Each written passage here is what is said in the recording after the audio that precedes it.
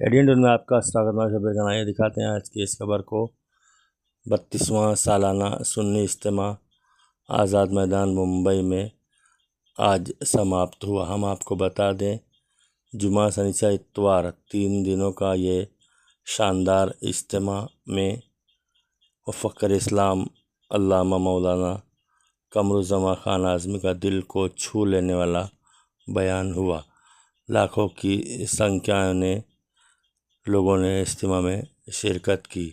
اجتماع کے سماپتی پر علامہ مولانا شاکر علی نوری نے مہاراشٹر اور پورے ہندوستان کے لیے امن و امان کی دعائیں کی۔ شانتی پوروک رہا یہ اجتماع، آئیے دیکھتے ہیں اس کی جھلک۔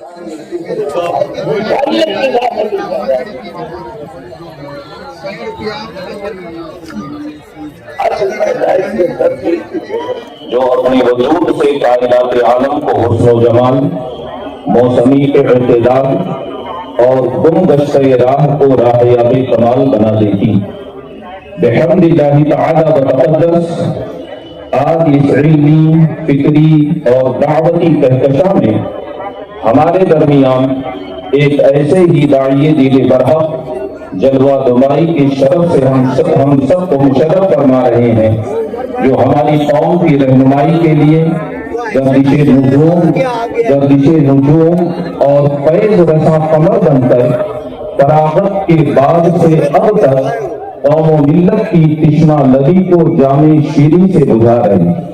تقریباً نصف صدی سے زائد عرصہ گزر چکا ہے اور اب وہ پرشباب داعی پیرانہ سالی میں قدم رنجائی کر چکا ہے، مگر اللہ اکبر اب بھی اس کی دعوت، تاویش، مفکرانہ مزاج، مخلصانہ روش، مشفقانہ برتاؤ، مجاہدانہ کردار، داعیانہ لب و لہجہ شباب در شباب ہے۔ اس مسافر دعوت کا دعوتی سفر یوپی انڈیا سے شروع ہوا اور بہت ہی کارہائے دعوت اور شیرازہ الطیبین الطاہرین اما بعد فاعوذ باللہ من الشیطان الرجیم بسم اللہ الرحمن الرحیم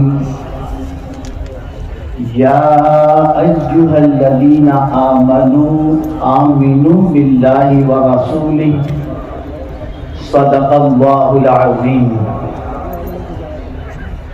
سرمائے قوم ملت، سرپرست سنی دعوت اسلامی، حضور مفکر اسلام تاریخ بتاتی ہے یہ رابعہ عدویہ رضی اللہ تعالیٰ عنہ دسترخوان پر بیٹھی ہوئی تھی، مانگنے والا آیا، خاتون سے کہا خادمہ سے دے دو روٹیاں، ایک روٹی تھی، فرمایا دے دو، وہ گئی لینے کے لیے۔ تھوڑی دیر کے بعد رابعہ عدویہ کے دروازے پر 9 روٹیاں لے کر کے کوئی آیا، ایک روٹی گئی، 9 روٹیاں آئیں۔ خادمہ نے سوچا کہ بھوک تو بہت لگی تھی، شاید ایک روٹی سے بھوک نہ پوری ہوتی، اللہ کا شکر ہے کہ ایک عبادت میں 9 آئی۔ لیکن رابعہ عدویہ نے جب یہ سنا، فرمایا لے جاؤ، یہ ہمارے لیے نہیں ہو سکتی، نہیں ہو سکتی یہ ہمارے لیے۔ خادمہ نے کہا ماں 9 روٹیاں ہیں، کہا نہیں یہ اپنی نہیں ہو سکتی۔ کچھ دیر گزری، 10 روٹیاں ہیں۔ خادمہ نے کہا کوئی روٹیاں لے کر آیا، کہا گنو کتنی ہیں، کہا 10۔ کہا یہ ہماری ہونی چاہیے، اس لیے کہ سب کا وعدہ ہو سکتا ہے جھوٹا ہو، میرے خدا کا وعدہ کبھی غلط نہیں ہو سکتا۔ میں نے ایک روٹی دی تھی، میرے مولا نے اس کے عوض میں مجھے 10 روٹی عطا فرمائی۔ یہ یقین پیدا کرو، یہ ایمان پیدا کرو۔ آج ہمارا ایمان کمزور ہو چکا، قرآن کہتا ہے ان اللہ لا یخلف المیعاد، بے شک اللہ وعدہ خلافی نہیں فرماتا۔ لیکن اے رسول اعظم صلی اللہ علیہ وسلم کے دیوانوں، ہم پتہ نہیں دنیا کے سب کے باتوں پر بھروسہ کرتے ہیں، لیکن اللہ اس کے رسول کی جب بات آ جائے تو ہمارا یقین ڈگمگانے لگتا ہے۔ ایک مثال آپ کے سامنے پیش کروں، اور اس سے آپ کے عقل کے دریچے کھل جائیں گے.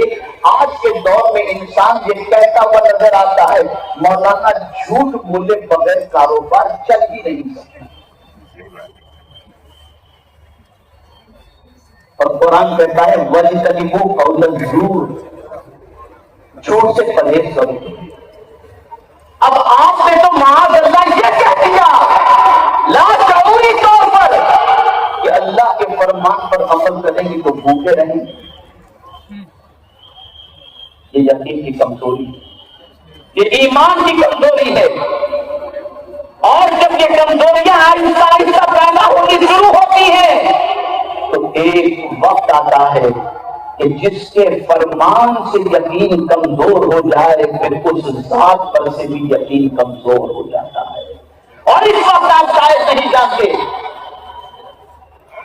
کہ اسی یقین کو کمزور کرنے کے لیے پوری دنیا کے اندر تحریکیں چلائی جا رہی ہے کہ اگر خدا رحمان و رحیم ہے تو غزہ کے اندر بے گناہ بچے مارے جا رہے ہیں، کہاں ہے تمہارا خدا؟ یہ کہہ کر یقین کمزور کرایا جا رہا ہے.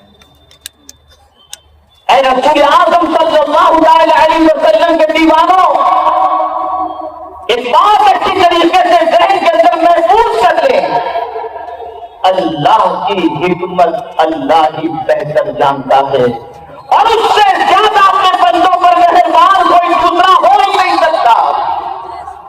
وہ جانتا ہے اس کے حق میں کیا بہتر ہے اور اس کے حق میں کیا بہتر نہیں.